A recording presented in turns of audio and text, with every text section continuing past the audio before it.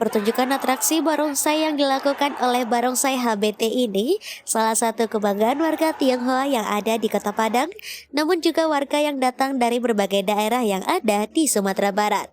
Dikarenakan pertunjukan barongsai yang dilakukan oleh Barongsai HBT merupakan salah satu barongsai terbaik di Sumatera Barat yang pernah menjuarai Kejurnas tahun 2022 di Yogyakarta dengan peringkat 3 dan juara 1 Kejurda 2023 di Kota Padang dan juara 1 Porwil di Pekanbaru.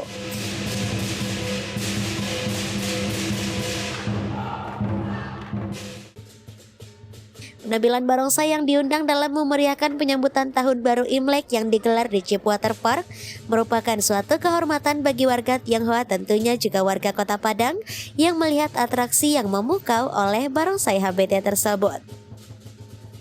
Biasanya barongsai yang dipertunjukkan hanya di kawasan Pecina Pondok Kota Padang saja, namun kali ini juga dilakukan di kawasan Jalan Adinegoro Lubuk Buaya Kota Padang agar warga Kota Padang yang ada di kawasan tersebut juga dapat melihat pertunjukan barongsai HBT untuk memeriahkan Tahun Baru Imlek kali ini.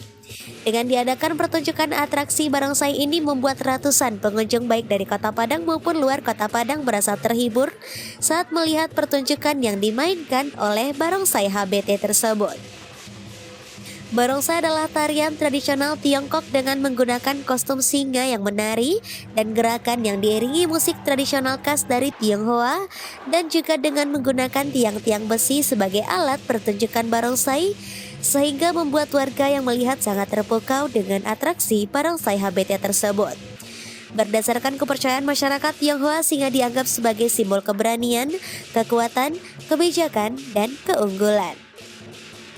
Sementara itu, Christine Hakim selaku pengelola Chipwater Park mengatakan ia sengaja mengadakan dan mengundang barongsai HBT tersebut untuk pertunjukan atraksi barongsai tempatnya selain menjadi hiburan, tapi juga menjadi simbol keberagaman masyarakat Indonesia sekaligus mengenalkan kebudayaan Tionghoa ke masyarakat luas.